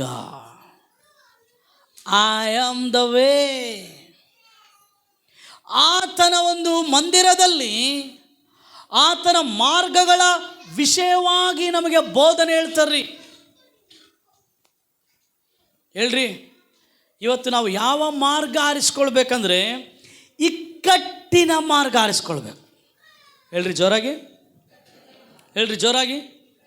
ಯೇಸು ಹೇಳ್ದ, ನರಕಕ್ಕೆ ಹೋಗುವ ಬಾಗಿಲು ವಿಶಾಲ, ಪರಲೋಕಕ್ಕೆ ಹೋಗುವ ದಾರಿ ಇಕ್ಕಟ್ಟು. ನಾವು ಯಾವ ಮಾರ್ಗವನ್ನು ಆರಿಸಿಕೊಳ್ಳಬೇಕಂದ್ರೆ ಇಕ್ಕಟ್ಟಿನ ಮಾರ್ಗವನ್ನು ಆರಿಸಿಕೊಳ್ಳಬೇಕು. ಆ ಇಕ್ಕಟ್ಟಿನ ಮಾರ್ಗವೇ ನಮ್ಮನ್ನು ನಿತ್ಯ ಜೀವಕ್ಕೆ, ಪರಲೋಕಕ್ಕೆ ಸೇರಿಸುವಂಥದ್ದಾಗಿದೆ. ಈ ಲೋಕದಲ್ಲಿ ಅನೇಕ ಮಾರ್ಗಗಳು ಬೋಧಿಸಲ್ಪಡುತ್ತದೆ, ಆದರೆ ಯೇಸು ಬೋಧಿಸಿದ ಮಾರ್ಗ ಇಕ್ಕಟ್ಟಿನ ಮಾರ್ಗ, ದ ನ್ಯಾರೋ ಪಾತ್. ಆ ಒಂದು ಇಕ್ಕಟ್ಟಿನ ಮಾರ್ಗದಲ್ಲಿ ಹೋಗುವವರು ಬಹಳ ಕಮ್ಮಿ ಜನರಂತೆ ಪ್ರಿಯರೇ. ಈ 2026ರಲ್ಲಿ ನೀವು ಜ್ಞಾಪಕದಲ್ಲಿಟ್ಕೊಳ್ರಿ, ಅನೇಕ ಹಿಂಸೆಗಳು ಸಾರ್ವತ್ರಿಕ ಸಭೆಗೆ, ವೈಯಕ್ತಿಕವಾಗಿ ಸಭೆಗೆ ಆಗಿ ಬರ್ತದೆ. ಅನೇಕರು ತಮ್ಮ ರಕ್ಷಣೆಯಲ್ಲಿ ದೃಢವಾಗಿ ನಿಲ್ಲದೆ ಜಾರಿ ಬೀಳ್ತಾರ್ರಿ. ಕಾರಣ, ಅವರು ದೇವರ ಮಾರ್ಗವನ್ನು ತೊರೆದು ಈ ಲೋಕ ಕೊಡುವ ಮಾರ್ಗ, ಸೈತಾನನು ಕೊಡುವ ಮಾರ್ಗ, ವಿಶಾಲ ಮಾರ್ಗವನ್ನು ಆರಿಸಿಕೊಳ್ಳುತ್ತಾರೆ. ಅದಕ್ಕಾಗಿ ದೇವರ ಸಭೆಯಲ್ಲಿ ದೇವರ ಮಾರ್ಗ ಬೋಧಿಸಬೇಕಾದ್ರೆ ಪರಿಶುದ್ಧತೆ ಎನ್ನುವಂಥ ಮಾರ್ಗವನ್ನು ಬೋಧಿಸ್ತಾರೆ, ನೀತಿ ಎನ್ನುವಂಥ ಮಾರ್ಗವನ್ನು ಬೋಧಿಸ್ತಾರೆ. ನೀನು ದೇವರ ಮುಂದೆ, ಮನುಷ್ಯರ ಮುಂದೆ ಯೋಗ್ಯನಾಗಿ ನಡೆದುಕೊಳ್ಬೇಕೆನ್ನುವಂಥ ಮಾರ್ಗವನ್ನು ಬೋಧಿಸಬೇಕಾದ್ರೆ ಯಥಾರ್ಥವಾಗಿ ಜೀವಿಸಬೇಕು, ನಾವು ಸತ್ಯವಂತರಾಗಿ ಜೀವಿಸಬೇಕು ಎನ್ನುವಂಥ ಮಾರ್ಗಗಳನ್ನು ಬೋಧಿಸಬೇಕಾದ್ರೆ ಆ ಮಾರ್ಗಗಳನ್ನು ನಾವು ಆರಿಸಿಕೊಳ್ಳಬೇಕು. ಪೌಲನು ಹೇಳ್ತಾನೆ, ಅನೇಕರು ಸತ್ಯ ಮಾರ್ಗವನ್ನು ಬಿಟ್ಟು ದೇವರಿಂದ ದೂರ ಹೋಗಿದ್ದಾರೆ. ದೇವರ ಆಲಯದಲ್ಲಿ, ದೇವರ ಮಂದಿರದಲ್ಲಿ ಆತನ ಮಾರ್ಗವನ್ನು ಬೋಧಿಸಬೇಕಾದ್ರೆ ಪ್ರಿಯರೇ, ಆತನ ಮಾರ್ಗದಲ್ಲಿ ನಡೆಯುವ ಮನಸ್ಸು, ತೀರ್ಮಾನಗಳನ್ನು ನಾವು ಮಾಡಬೇಕಾಗಿದೆ. ಯಾಕೆ ಗೊತ್ತಾ? ಈ ಮಂದಿರಕ್ಕೆ ಅನೇಕ ಜನರು ಸೇರಿ ಬರ್ತಾರಂತರಿ. ಆಮೇನ್. ದೇವರ ಮಂದಿರದಲ್ಲಿ ಆತನ ಮಾರ್ಗಗಳು ಬೋಧಿಸಲ್ಪಡುತ್ತದೆ. ಪ್ರಿಯರ, ಆಯ್ಕೆ ಎರಡು: ಒಂದು ಇಕ್ಕಟ್ಟಾದ ಮಾರ್ಗ, ಒಂದು ವಿಶಾಲವಾದ ಮಾರ್ಗ. ಆ ವಿಶಾಲವಾದ ಮಾರ್ಗ ನಿನ್ನನ್ನು ನರಕಕ್ಕೆ ತೆಗೆದುಕೊಂಡು ಹೋಗ್ತದೆ. ಈ ಇಕ್ಕಟ್ಟಾದ ಮಾರ್ಗ ನಿನ್ನನ್ನು ಆ ನಿತ್ಯ ಜೀವಕ್ಕೆ ತೆಗೆದುಕೊಂಡು ಹೋಗ್ತದೆ. ಆ ಇಕ್ಕಟ್ಟಾದ ಮಾರ್ಗ ಯೇಸುವಿನ ಮುಖದ ಮೇಲೆ ಸಂತೋಷವನ್ನು ತರ್ತದೆ. ಈ ವಿಶಾಲವಾದ ಮಾರ್ಗ ಆತನಿಗೆ ದುಃಖವನ್ನು ತರ್ತದೆ. ಈ ದಿನ ನಾವೆಲ್ಲರೂ ಆ ಇಕ್ಕಟ್ಟಾದ ಮಾರ್ಗವನ್ನು ಆರಿಸಿಕೊಳ್ಳುವವರಾಗಿರೋಣ. ಆತನು ನಮಗೆ ಯಾವ ಮಾರ್ಗವನ್ನು ಆರಿಸಿಕೊಳ್ಬೇಕೋ ಕಲಿಸ್ತಾನೆ. ಎಲ್ಲಿ? ಆತನ ಮಂದಿರದಲ್ಲಿ, ಆತನ ಆಲಯದಲ್ಲಿ. ಆ ಇಕ್ಕಟ್ಟಾದ ಮಾರ್ಗವನ್ನು ಆರಿಸಿಕೊಳ್ಳುವ ಮನಸ್ಸು ಮಾಡಬೇಕು. ನಾವು ರಾಜಿ ಆಗಬಾರ್ದ್ರಿ. ಹೇಳ್ರಿ, ಏನಾಗಬಾರ್ದು? ಏನಾಗಬಾರ್ದು? ರಾಜಿ ಆಗಬಾರ್ದು. ಶದ್ರಕ್, ಮೇಷಕ್, ಅಬೇದ್ನಗೋ ಅವರ ಮುಂದೆ ಒಂದು ಮಾರ್ಗ ಇತ್ತು. ಅವರು ಅಶುದ್ಧ ಪದಾರ್ಥಗಳನ್ನು ತಿಂದು ತಮ್ಮ ದೇಹವನ್ನು ಮಲಿನ ಮಾಡಿಕೊಳ್ಬೋದಾಗಿತ್ತು. ಆದರೆ ಅವರು ಆ ವಿಶಾಲವಾದ ಮಾರ್ಗವನ್ನು ಆರಿಸಿಕೊಳ್ಳದೆ ಇಕ್ಕಟ್ಟಾದ ಮಾರ್ಗವನ್ನು ಆರಿಸಿಕೊಂಡರು. ಆ ಇಕ್ಕಟ್ಟಾದ ಮಾರ್ಗ ಅವರ ಜೀವಿತದಲ್ಲಿ ಪ್ರಗತಿಯನ್ನು ತೆಗೆದುಕೊಂಡು ಬಂದಿತ್ತು. ಅವರ ಜೀವಿತದಲ್ಲಿ ಉದ್ಧಾರವನ್ನು, ಪ್ರಮೋಷನನ್ನು ತೆಗೆದುಕೊಂಡು ಬಂದಿತ್ತು. ಈ ದಿನ ಆಯ್ಕೆ ನಮ್ಮದ್ರಿ. ನಾವು ಯಾವ ಮಾರ್ಗವನ್ನು ಆರಿಸಿಕೊಳ್ಳುತ್ತೇವೆಂಬುದು. ಇಕ್ಕಟ್ಟಾದ ಮಾರ್ಗ ನೀನು ಆರಿಸಿಕೊಂಡಾಗ ನಿನಗೆ ಮಾರ್ಗ ತೋರದೇ ಇರಬಹುದು. ನಾನು ಹೇಳ್ತೇನೆ, ಎಲ್ಲಿ ಮಾರ್ಗ ಇಲ್ಲವೋ ದೇವರಲ್ಲಿ ಮಾರ್ಗವನ್ನು ಮಾಡುವವನಾಗಿದ್ದಾನೆ. ಹಲ್ಲೆಲೂಯಾ. ಇಕ್ಕಟ್ಟಾದ ಮಾರ್ಗವನ್ನು ನೀನು ಆರಿಸಿಕೊಂಡಾಗ ಬೇರೆಯವರೆಲ್ಲ ಸಂತೋಷವಾಗಿರೋದನ್ನು ನೀನು ನೋಡ್ತಿ, ನಿನ್ನಲ್ಲಿ ಮಾತ್ರ ಒಂದು ಒಂಟರಿತನ, ಏಕಾಂತತೆ ಕಾಣ್ತದೆ. ಆದರೆ ಧೈರ್ಯದಿಂದಿರು, ಅವರ ಜೊತೆ ದೇವರಿಲ್ಲ, ನಿನ್ನ ಜೊತೆ ದೇವರಿರುವ ಆತನಾಗಿದ್ದಾನೆ. ಹಲ್ಲೆಲೂಯಾ. ಐಗುಪ್ತ ದೇಶದಲ್ಲಿ ಯೋಸೇಫನು ಯಾವ ಮಾರ್ಗವನ್ನಾದರೂ ಆರಿಸ್ಕೊಳ್ಬಹುದಾಗಿತ್ತು ರೀ, ಆದರೆ ಆತನು ನೀತಿಯ ಮಾರ್ಗವನ್ನು ಆರಿಸಿಕೊಂಡ. ಯೋಸೇಫನು ಆ ಐಗುಪ್ತ ದೇಶದಲ್ಲಿ ಒಬ್ಬ ಹಿಬ್ರಿಯನವನು, ಒಬ್ಬಂಟಿಗನು, ಆದರೆ ಅವನು ನೀತಿಯ ಮಾರ್ಗವನ್ನು ಆರಿಸಿಕೊಂಡದ್ರಿಂದ ದೇವರು ಅವನ ಜೊತೆ ಇದ್ದನು. ಈ ದಿನ ನಾವು ತೀರ್ಮಾನ ಮಾಡೋಣ, ಯಾವ ಮಾರ್ಗ ನಿನ್ನ ಮಾರ್ಗ? Which way you are going to choose? Amen. Broad way or narrow way? ವಿಶಾಲವಾದ ಮಾರ್ಗನ, ಇಕ್ಕಟ್ಟಾದ ಮಾರ್ಗನ? ಅಮ್ಮ, ಈ ಅಂತ್ಯ ದಿನದಲ್ಲಿ ನಾವಿದ್ದೇವೆ. ಅನೇಕರು ವಿಶಾಲವಾದ ಮಾರ್ಗದಲ್ಲಿ ನಡೀತಾರ್ರಿ. ನಾನು ಹೇಳ್ತೇನೆ ಇನ್ನೊಂದು ಮಾತು, ಚರ್ಚಿಗೆ ಬರ್ತಾನೆ ಅವರು ವಿಶಾಲ ಮಾರ್ಗದಲ್ಲಿ ಜೀವಿಸ್ತಾ ಇದ್ದಾರೆ ರೀ. ಹಾಡು ಆಡ್ತಾನೆ ಅವರು ವಿಶಾಲ ಮಾರ್ಗದಲ್ಲಿ ಜೀವಿಸ್ತಾ ಇದ್ದಾರೆ. ವಾಕ್ಯ ಹೇಳ್ತಾನೆ ವಿಶಾಲ ಮಾರ್ಗದಲ್ಲಿ ಜೀವಿಸ್ತಾ ಇದ್ದಾರೆ. ವಾಕ್ಯವನ್ನು ಕೇಳ್ತಾನೆ ಅವರು ವಿಶಾಲ ಮಾರ್ಗದಲ್ಲಿ ಜೀವಿಸ್ತಾ ಇದ್ದಾರೆ. ಈ ವಿಶಾಲ ಮಾರ್ಗ ನಿನ್ನೇನು ಎಲ್ಲಿ ನಡೆಸ್ತದೆ ಗೊತ್ತಾ? ಆ ನರಕಕ್ಕೆ ನಡೆಸುವಂಥದ್ದಾಗಿದೆ. ದೇವರ ಉಗ್ರತೆಗೆ, ದೇವರ ಕೋಪಕ್ಕೆ ನಿನ್ನನ್ನು ನಡೆಸುವಂಥದ್ದಾಗಿದೆ. ನಾನು ಹೇಳ್ತೇನೆ, ನಾವು ಇಕ್ಕಟ್ಟಾದ ಮಾರ್ಗದಲ್ಲಿ ಹೋಗೋಣ. ಈ ಇಕ್ಕಟ್ಟಾದ ಮಾರ್ಗದಲ್ಲಿ ಭಾಳ ಕಮ್ಮಿ ಜನ ಬರ್ತಾರೆ ರೀ, ಆದರೆ ಈ ಇಕ್ಕಟ್ಟಾದ ಮಾರ್ಗದಲ್ಲಿ ದೇವರು ನಮ್ಮ ಜೊತೆ ಇರ್ತಾನೆ. ದಾವೀದನು ಹೇಳ್ತಾನೆ, ನಾನು ಕಾರ್ಗತ್ತಲಿನ ಕಣಿವೆಯಲ್ಲಿ ನಡೆಯುವಾಗಲೂ ನೀನು ಹತ್ತಿರವಿರುವುದರಿಂದ. ನಮಗನ್ನಿಸ್ಬೋದು ಈ ಮಾರ್ಗ ಕಷ್ಟ ಬಿಡಪ್ಪ, ಎಲ್ಲರೂ ಸುಳ್ಳು ಹೇಳ್ತಾರೆ, ನಾನು ಸುಳ್ಳು ಹೇಳ್ದಂಗೆ ಹೆಂಗಿರೋಕ್ಕಾಗುತ್ತೆ? ಎಲ್ಲರೂ ಮೋಸ ಮಾಡಿ ಸಂಪಾದನೆ ಮಾಡ್ತಾರೆ, ನಾವು ಮೋಸ ಮಾಡಲಾರ್ದೆ ಇರೋಂಗೆ ಹೆಂಗಾಗುತ್ತೆ? ಇಲ್ಲ ಇಲ್ಲ ಇಲ್ಲ ಇಲ್ಲ, ನೀನು ಇಕ್ಕಟ್ಟಾದ ಮಾರ್ಗವನ್ನು ಆರಿಸ್ಕೋ, ದೇವರು ನಿನಗೆ ಪ್ರತಿಫಲ ಕೊಡ್ತಾನೆ. ದೇವರು ನಿನ್ನನ್ನು ಕರೆ ಹಿಡಿದು ನಡೆಸುತ್ತಾನೆ. ರಾಜಿ ಆಗಬೇಡ. Do not be compromised. ನನ್ನ ಫ್ರೆಂಡ್ಸ್ ಎಲ್ಲ ಹಂಗೆ ಮಾಡ್ತಾರೆ ಪಾಸ್ಟ್ರೆ, ನಾನು ಮಾಡ್ತೀನಿ. ನೋ, ಅವ್ರು ಮಾಡಲಿ, ಅವರು ವಿಶಾಲ ಮಾರ್ಗವನ್ನು ಆರಿಸ್ಕೊಳ್ಳಿ, ನಾವು ಇಕ್ಕಟ್ಟಾದ ಮಾರ್ಗವನ್ನು ಆರಿಸಿಕೊಳ್ಳೋಣ. ಸಭೆಯಲ್ಲಿ ಬೋಧಿಸುವ ಆ ಮಾರ್ಗವನ್ನು ನಾವೇನು ಮಾಡೋಣ? ಆರಿಸಿಕೊಳ್ಳೋಣ ರೀ. ನೋಡ್ರಿ, 2ನೇ ಭಾಗ ಹೇಳ್ತದೆ. ಏಕೆಂದರೆ ಚಿಯೋನಿನಿಂದ ಧರ್ಮೋಪದೇಶವು. ಚಿಯೋನ್ ಅಂದರೆ ಏನು? ದೇವರ ಸಭೆ. ದೇವರ ಸಭೆಯಿಂದ ನಿನಗೇನು ಬರ್ತದೆ ಗೊತ್ತಾ? ನಿಯಮಗಳು ಬರ್ತದೆ, ಕಂಡೀಷನ್ಗಳು ಬರ್ತದೆ, ಹಿಂಗೆ ಇರ್ಬೇಕಂತೇಳಿ ಬೋಧಿಸ್ತದೆ. ಯೆರೂಸಲೇಮಿನಿಂದ ಯೆಹೋವನ ವಾಕ್ಯವು ಹೊರಡುವವು. ಏನು ಹೊರಡ್ತದಂತ್ರಿ? ಹೇಳ್ರಿ. ಯೆರೂಸಲೇಮ್ ಅಂದ್ರೆ ಏನು ಗೊತ್ತಾ? ಇದೇ ಆಲಯ, ನಿನ್ನ ಮನೆ, ನೀನೇ ಯೆರೂಸಲೇಮ್. ಈ ಆಲಯನೇ ನಮ್ಮ ಯೆರೂಸಲೇಮ್. ಇಲ್ಲಿಂದ ಏನು ಹೊರಡ್ತದಂತೆ? ದೇವರ ವಾಕ್ಯ. ಹೇಳ್ರಿ, ಏನು ಹೊರಡ್ತದೆ? ಯೇಸು ಹೇಳ್ದ, ನೀವು ನನ್ನ ವಾಕ್ಯವನ್ನಾದರೂ ವಾಕ್ಯದ ಶಕ್ತಿಯನ್ನಾದರೂ ಅರಿಯದೇ ಇರುವುದರಿಂದ ತಪ್ಪುವವರಾಗಿದ್ದೀರಿ.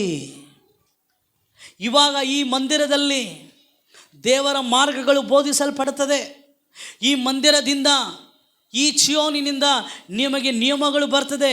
ಈ ದೇವರ ಮಂದಿರದಿಂದ ನಿಮಗೆ ವಾಕ್ಯ ಬರ್ತದೆ. ನಿಮಗೆ ವಾಕ್ಯ ಬಂದಾಗ ನೀವು ವಾಕ್ಯವನ್ನು ಗ್ರಹಿಸಿಕೊಂಡ್ರೆ ನೀವು ಜ್ಞಾನವಂತವರಾಗಿ ನಡೀತೀರ್ರಿ, ನೀವು ತಪ್ಪಿ ಹೋಗೋದಿಲ್ಲ. ಹಲ್ಲೆಲೂಯಾ. ಅದಕ್ಕೆ ಈ ವರ್ಷ ತೀರ್ಮಾನ ಮಾಡಿರಿ, ನಾನು ಎಷ್ಟೇ ಕಷ್ಟ ಬರಲಿ, ನನ್ನ ನಂಬಿಕೆ ಜೀವಿತದಲ್ಲಿ, ನನ್ನ ರಕ್ಷಣೆ ಜೀವಿತದಲ್ಲಿ ಎಷ್ಟೇ ಕಷ್ಟ ಬರಲಿ, ನಾನು ಯೇಸುವನ್ನು ಬಿಡೋದಿಲ್ಲ. ಆತನ ವಾಕ್ಯವನ್ನು ನಾನೇನು ಮಾಡೋದಿಲ್ಲ? ಬಿಡೋದಿಲ್ಲ. ಪ್ರೇರೆ, ನಮಗೆ ಇನ್ನೊಂದು ಜವಾಬ್ದಾರಿ ಐತೆ, ಕೇಳ್ರಿ. ಯಾರೆಲ್ಲ ರಕ್ಷಣೆ ಹೊಂದಿ ಸಭೆಗೆ ಬರ್ತಾ ಇದ್ದಾರೋ ಅವ್ರು ಹಿಂಜಾರಿ ಹೋಗದಂತೆ ನಾವು ಅವರಿಗೋಸ್ಕರ ಪ್ರಾರ್ಥಿಸಬೇಕಾಗಿದೆ. ಪ್ರಿಯರೇ, ಅವರು ಅಜ್ಞಾನಿಗಳಾಗೆ, ಎಣ್ಣೆ ಇಲ್ಲದೆ, ಅಂದರೆ ಅಭಿಷೇಕ ಇಲ್ಲದೆ, ಆ ದೇವರೊಟ್ಟಿಗೆ ಸಂಬಂಧ ಇಲ್ಲದೆ ಜೀವಿಸದಂತೆ, ದೇವರೊಟ್ಟಿಗೆ ಸಂಬಂಧವನ್ನು ಹೊಂದಿಕೊಂಡು ಜೀವಿಸುವಂತೆ ನಾವು ಪ್ರಾರ್ಥಿಸಬೇಕಾಗಿದೆ. ಯಾರು ಕೂಡ ರಕ್ಷಣೆ ಮಾರ್ಗವನ್ನು ಬಿಟ್ಟು ನಾಶವಾಗಿ ಹೋಗಬಾರ್ದು ರೀ. ಹಲ್ಲೆಲೂಯಾ. ದಯಮಾಡಿ ನಾನು ಹೇಳ್ತೇನೆ, ಆ ಭಾರದಿಂದ ನಾವು ಪ್ರಾರ್ಥಿಸೋರಾಗಿರೋಣ. ಆಮೆನ್. ಈ ಅಂತ್ಯ ದಿನಗಳಲ್ಲಿ ಜ್ಞಾನ ಹೆಚ್ಚಾಗ್ತದೆ, ಮತ್ತು ಜನರು ಕೂಡ ಜ್ಞಾನ ಇಲ್ಲದವರಾಗಿ ಏನಾಗ್ತಾರೆ? ನಾಶವಾಗ್ತಾರೆ. 2. ಆದರೆ ಯಾರೆಲ್ಲ ಮಂದಿರದಲ್ಲಿ ಬೋಧಿಸುವ ವಾಕ್ಯ ಮಂದಿರದಲ್ಲಿ ಬರುವ ಆ ಬೋಧನೆಯನ್ನು ಕೇಳ್ತಾರೋ ಅವರು ತಪ್ಪಿ ಹೋಗ್ಲಿಕ್ಕೆ ಸಾಧ್ಯವಿಲ್ಲ. ನೀನು ನಾನು ಯಾವ ಮಾರ್ಗವನ್ನು ಆರಿಸ್ಕೊಳ್ಬೇಕ್ರಿ? ಜೋರಾಗಿ ಹೇಳ್ರಿ. ಇಕ್ಕಟ್ಟಿನ ಮಾರ್ಗ, ವಿಶಾಲವಾದ ಮಾರ್ಗ ಅಲ್ಲ. Not broad way, narrow path. Amen. ನಾವು ಮುಂದೆ ಹೋಗೋಣ. ಯಾಕೋಬ 1ನೇ ಅಧ್ಯಾಯ ಅದರ 5ನೇ ವಚನ ಓದ್ಕೊಳ್ಳೋಣ.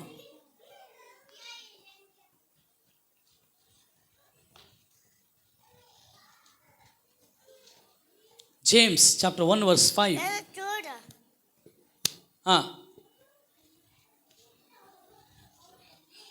If any one of you does not know how to act wisely in order to endure difficulties, trials well, he should ask God to show him what he should do, because God wholeheartedly, gladly helps all people who ask and does not scold anyone for asking.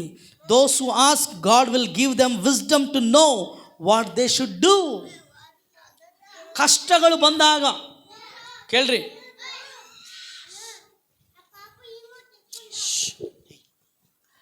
ಆ ಇಕ್ಕಟ್ಟಿನ ಮಾರ್ಗಗಳಲ್ಲಿ ನಾವು ಹಾದು ಹೋಗ್ಬೇಕಾದ್ರೆ ಏನ್ರಿ, ಇಕ್ಕಟ್ಟಿನ ಮಾರ್ಗ ಸುಮ್ಮನೆನಾ? ಹೇಳ್ರಿ, ಸುಮ್ಮನೆ ಅಲ್ಲ. ನಮ್ಮ ನಂಬಿಕೆ ಅಲ್ಲಾಡ್ತಿರ್ತದ್ರಿ. ಆ ಕಡೆನಾ ಈ ಕಡೆನಾ, ಆ ಕಡೆನಾ ಈ ಕಡೆನಾ. ಇಲ್ಲಿ ಹೇಳ್ತದೆ, ನಿಮ್ಮಲ್ಲಿ ಯಾವನಿಗಾದರೂ ಜ್ಞಾನ ಕಡಿಮೆ ಆಗಿದ್ದರೆ ನಿಮ್ಮಲ್ಲಿ ಯಾವನಿಗಾದರೂ ಜ್ಞಾನ ಕಡಿಮೆ ಆಗಿದ್ದರೆ ಅವನು ದೇವರನ್ನು ಕೇಳಿಕೊಳ್ಳಲಿ, ಅದು ಅವನಿಗೆ ದೊರಕುವುದು. ದೇವರು ಹಂಗಿಸದೆ ಎಲ್ಲರಿಗೂ ಉದಾರ ಮನಸ್ಸಿನಿಂದ ಕೊಡುವವನಾಗಿದ್ದಾನೆ. ಓಕೆ, ಇಲ್ಲಿ ಇಷ್ಟೇ ಆಯ್ತು ರೀ. ಓಕೆನಾ? ಆದರೆ ಈ ಒಂದು ವರ್ಷನಲ್ಲಿ ಹೇಳ್ತೇನೆ, ನಾವು ಓದ್ತೀನಿ ಕೇಳ್ರಿ.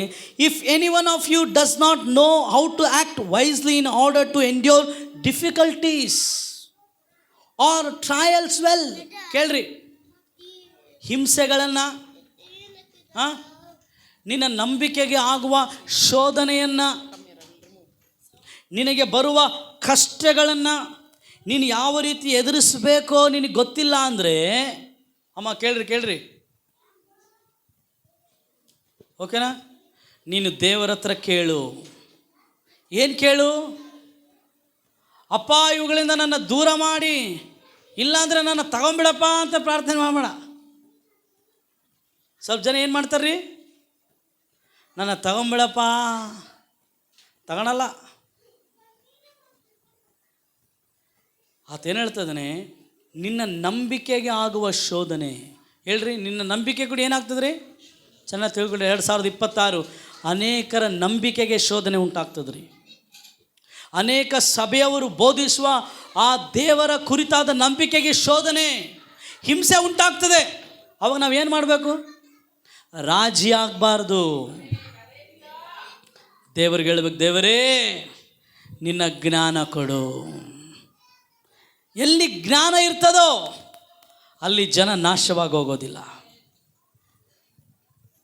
ಅಲ್ಲಿ ಉದ್ಧಾರ ದೇವರು ಮಾಡುವವನಾಗಿದ್ದಾನ್ರಿ. ಆಮೇನ್. ಜ್ಞಾನ ಇನ್ನೊಂದು ಪದದಲ್ಲಿ ಆತನ ಮೇಲೆ ನಾವು ಭರವಸೆ ಇಡೋದ್ರಿ. ಅಮ್ಮ ಕೇಳ್ರಿ, ನಿನ್ನ ನಂಬಿಕೆಗೆ ಆಗುವ ಶೋಧನೆ, ನಿನ್ನ ನಂಬಿಕೆಗೆ ವಿರುದ್ಧವಾಗಿ ಬರುವಂಥ ಹಿಂಸೆ.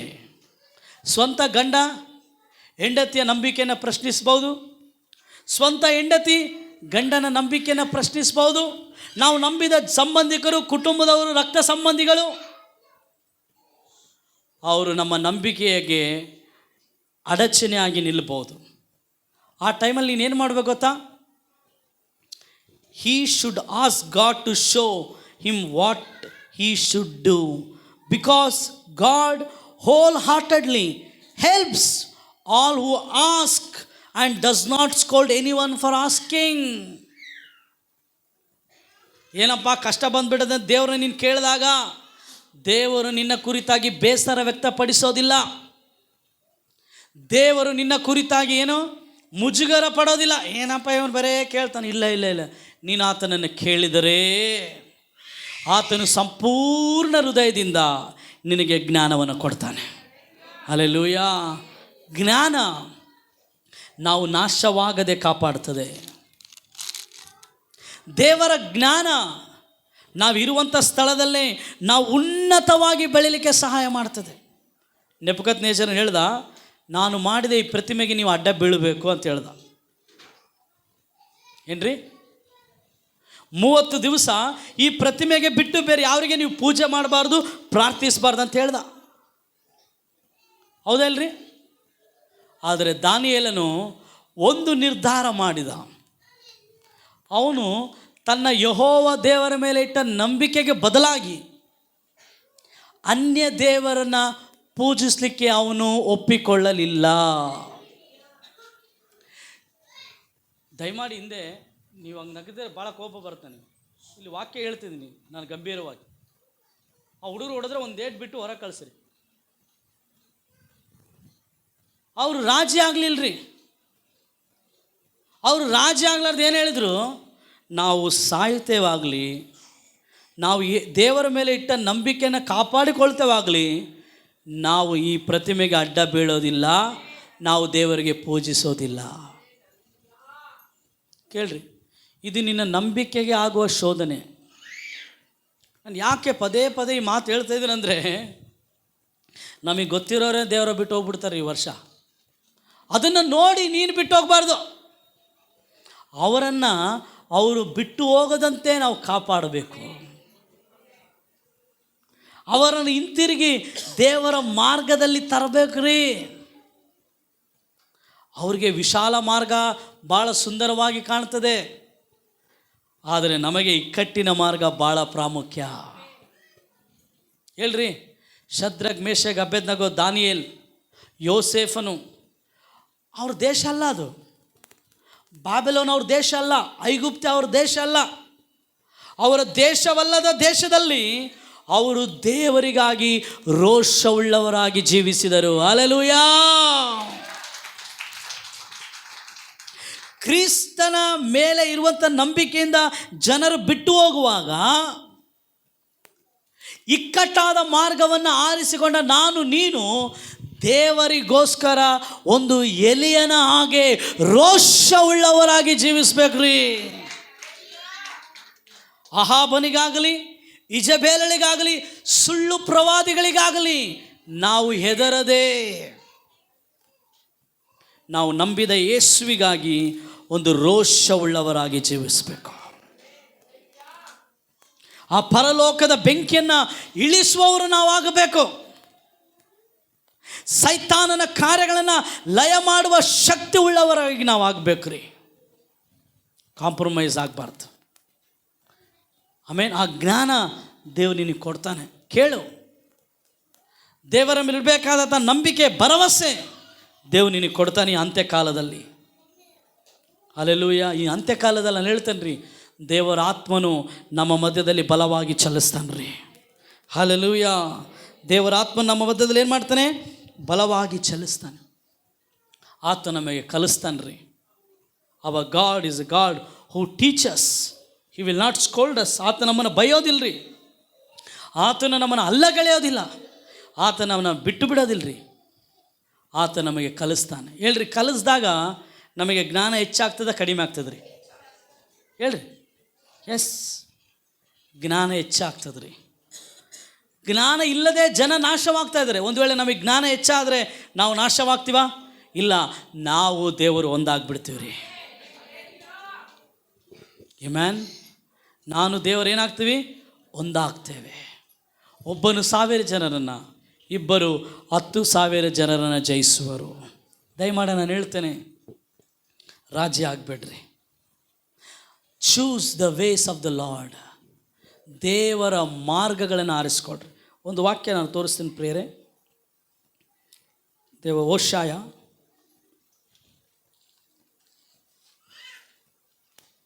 ಬ್ಯೂಟಿಫುಲ್ ವಾಕ್ಯ. ಓಷಾಯ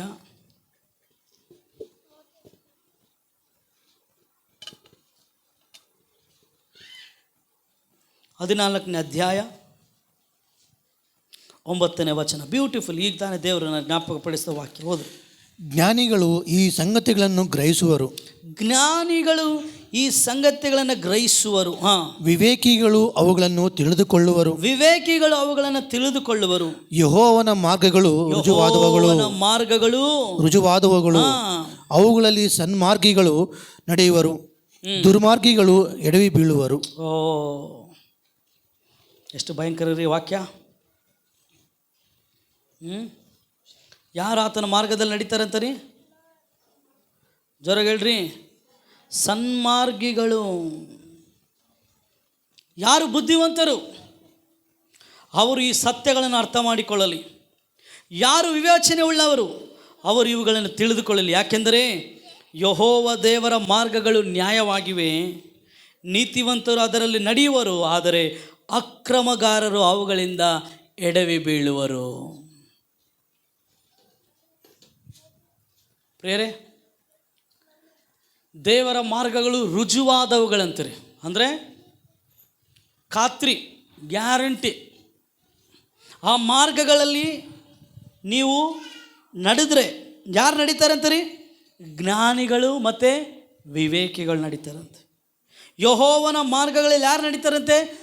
ಸನ್ಮಾರ್ಗಿಗಳು ನಡೀತಾರಂತೆ. ಅಂದರೆ ಯಾರು? ನೀತಿವಂತರು, ಆತನನ್ನು ಆರಿಸಿಕೊಂಡವರು. ದುರ್ಮಾರ್ಗಿಗಳು ಎಡವಿ ಬೀಳ್ತಾರಂತೆ. ಪ್ರೇರೆ, ನಾವು ಯಾರ ಮಾರ್ಗವನ್ನು ಆರಿಸ್ಕೊಳ್ಳೋಣ? ದೇವರ ಮಾರ್ಗ. ಯಾವ ಮಾರ್ಗ? ಇಕ್ಕಟ್ಟಾದ ಮಾರ್ಗ. ಆಮೇಲೆ ದೇವರ ಮೇಲರ ಆಶೀರ್ವಾದ. ಆ ಇಕ್ಕಟ್ಟಾದ ಮಾರ್ಗದಲ್ಲಿ ಹೋಗಲಿಕ್ಕೆ ನಮಗೇನು ಬೇಕಂತೀರಿ? ದೇವರ ಜ್ಞಾನ ಬೇಕು, ದೇವರ ನಡೆಸುವಿಕೆ ಬೇಕು. ನಾವು ಕಣ್ಣುಗಳು ಮುಚ್ಚಿ ಪ್ರಾರ್ಥನೆ ಮಾಡಿ. ನಮ್ಮನ್ನು ಭಾಳವಾಗಿ ಪ್ರೀತಿಸುವ ಪ್ರೀತಿಯ ಜೀವವುಳ್ಳ ಪರಲೋಕದ ತಂದೆ, ದೇವಾ, ನಿನ್ನ ಮಾರ್ಗಗಳನ್ನು ಆರಿಸಿಕೊಳ್ಳಲು ನಮಗೆ ಜ್ಞಾನ ಕೊಡಪ್ಪ. ಆ ಇಕ್ಕಟ್ಟಾದ ಮಾರ್ಗದಲ್ಲಿ ನಾವು ಜೀವಿಸಲಿಕ್ಕೆ ಸಹಾಯ ಮಾಡು. ರಾಜಿ ಜೀವಿತವನ್ನು ನಾವು ಜೀವಿಸದೆ ಪವಿತ್ರಾತ್ಮನ ನಮಗೆ ತೋರಿಸುವ ಮಾರ್ಗದಲ್ಲಿ ನಾವು ನಡೀಲಿಕ್ಕೆ ಸಹಾಯ ಮಾಡಪ್ಪ. ದೇವ, ನಿನ್ನ ಮಾರ್ಗಗಳು ನಮ್ಮ ಮಾರ್ಗಗಳಲ್ಲಪ್ಪ, ನಿನ್ನ ಆಲೋಚನೆಗಳು ನಮ್ಮ ಆಲೋಚನೆಗಳಲ್ಲಪ್ಪ. ನಿನ್ನ ಮಾರ್ಗಗಳು ಉನ್ನತವಾಗಿದೆ ಕರ್ತನೆ. ನೀನು ನಡೆಸುವ ಮಾರ್ಗದಲ್ಲಿ ನಮಗೆ ಸಮಾಧಾನ ಉಂಟು. ನೀನು ನಡೆಸುವ ಮಾರ್ಗದಲ್ಲಿ ನಮಗೆ ಜಯ ಉಂಟು. ನೀನು ನಡೆಸುವ ಮಾರ್ಗದಲ್ಲಿ ನಮ್ಮ ವೈರಿಗಳು ಅವಮಾನ ಪಡುತ್ತಾರಪ್ಪ ಸ್ವಾಮಿ. ನಿನ್ನ ಮಾರ್ಗದಲ್ಲಿ ನಮ್ಮ ನಡೆಸು. ನಿನ್ನ ಮಾರ್ಗಕ್ಕೆ ನಮ್ಮ ಜೀವಿತ ಒಪ್ಪಿಸ್ತೇವೆ. ಯೇಸುವಿನ ನಾಮದಲ್ಲಿ ಪ್ರಾರ್ಥಿಸ್ತೇವೆ ತಂದೆ. ಆಮೇನ್, ಆಮೇನ್. ಜೋರಾಗಿ ಚಪ್ಪಳೆ